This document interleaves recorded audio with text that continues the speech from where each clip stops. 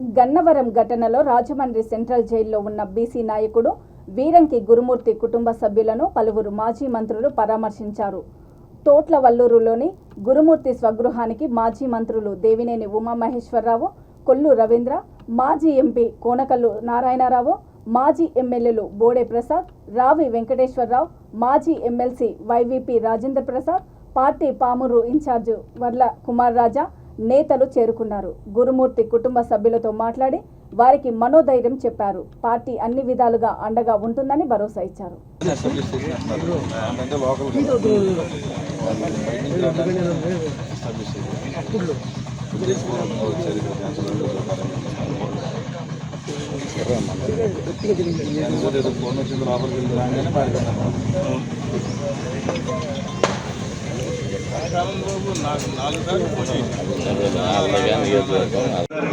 బాబు గారు ముందు గురుమూర్తి పేరే చెప్పారు.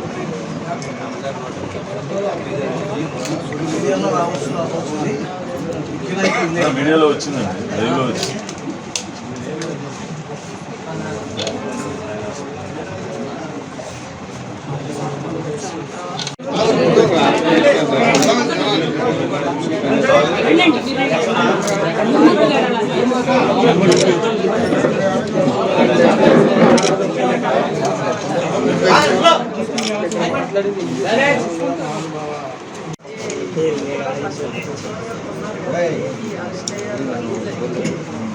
బయట లోపల వచ్చి అన్నయ్య పేరేం చెప్పట్లేదు కదా, మాకు తెలియలేదు, ఆయన కూడా అయ్యాడని పూర్తిగా పేరేం రావట్లేదు కదా అని అడుగుతున్నారు. అన్నయ్య కానీ ఎవరు చెప్పట్లేదు కదా.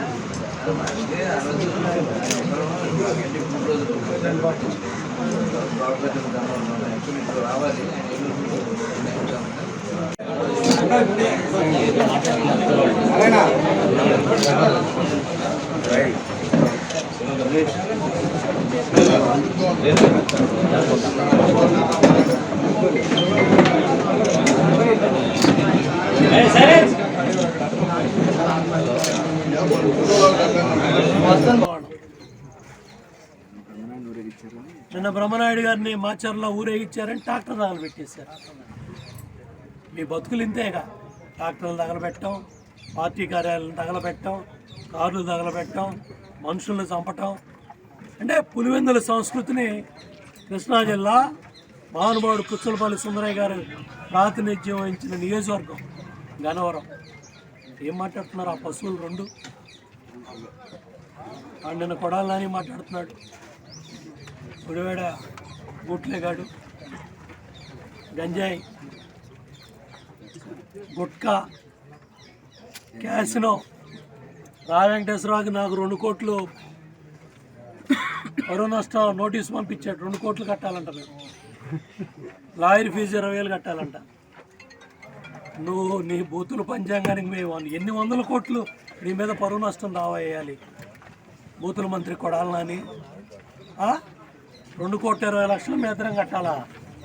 ఏది ఒక పేద మహిళలు, ఎస్సీ మహిళలను రోడ్డు మీద పడేస్తే గుడివాడ వెళ్ళి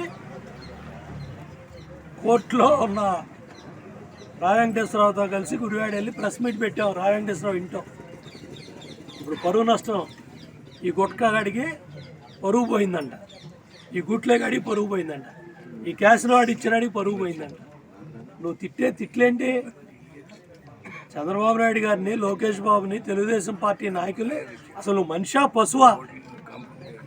అన్నం తినేవాడు మాట్లాడే మాటలు కాదు. బందర్ అంట సముద్రం దాటి వెళ్ళి మనం కొట్టుకోవాలంట, ఆడు మేము పడవల మీద. అరే నీ మైండ్ కూడా పోయిందిరా. జగన్మోహన్ రెడ్డి బూట్లు అవుతుంటే మైండ్ కూడా పని చేయట్లే. ఏంద్రా సముద్రం మీద కొట్టుకోరు ఏంద్రా బాబు? చంద్రబాబు నాయుడు గారు ఏం చెప్పారు? పోలీసులు అడ్డం పెట్టుకుని ఈ దాడులు ఏంటని అడిగాడు. పోలీసు అందరంగానే పెట్టండి, డేట్ పెట్టండి, గిరిగేయండి, అందరూ ప్రజలే తెలుసుకుంటారు, కార్యకర్తలు నాయకులను తెలుసుకుంటాం అన్నాడు. దానికి ఏంది నీ బూతులు ఏందిరా? ఏమీ లేదు, ఆ సజ్జలాడు ఇచ్చిన స్క్రిప్ట్ చదవడం తప్ప. తెల్లారితే ఒక కుర్రాడికి పరీక్ష.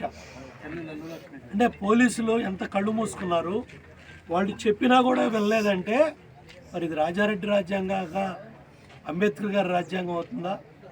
ఆ మహానుభావుడు అంబేద్కర్ గారు కూడా ఊహించాల బాబాయిని చంపినాడు ముఖ్యమంత్రి అవుతాడని. శుద్ర పూజలు, నరబలులు, 40 కోట్లు, అఘోరాలు, ఏది కోడి కత్తులు, సాక్షి పత్రిక ఏది సవరణ ఇవ్వదు. బాబాయ్ హత్య కేసు మీకు ఉరితాడవబోతా ఉంది.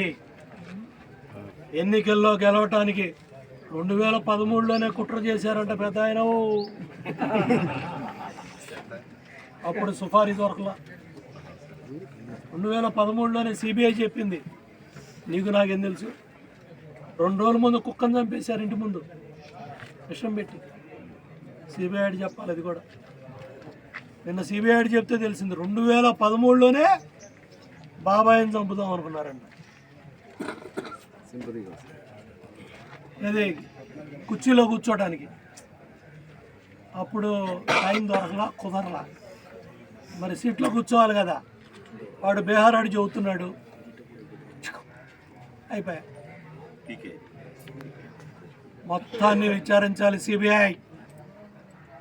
ఎవడైతే క్షుద్ర పూజలు చేయించాడో, ఎవడైతే నరబలి చేయించాడో, ఎవడైతే ఈ బేహారాడు తప్పుడు సలాలు చంద్రబాబు నాయుడు గారి మీద, నారాసుర చరిత్రని ఇట్లా రకరకాలుగా మా పార్టీ నాయకుల మీద ఈ కేసును ఆపాదించి ఎన్నికల్లో లబ్ధి పొంది ముఖ్యమంత్రి అయ్యాడు జగన్ రెడ్డి. మళ్ళీ ఒకసారి రాజమండ్రి వెళ్ళడానికి కూడా సిద్ధంగా ఉన్నా, చచ్చిపోవడానికి కూడా సిద్ధంగా ఉన్నా.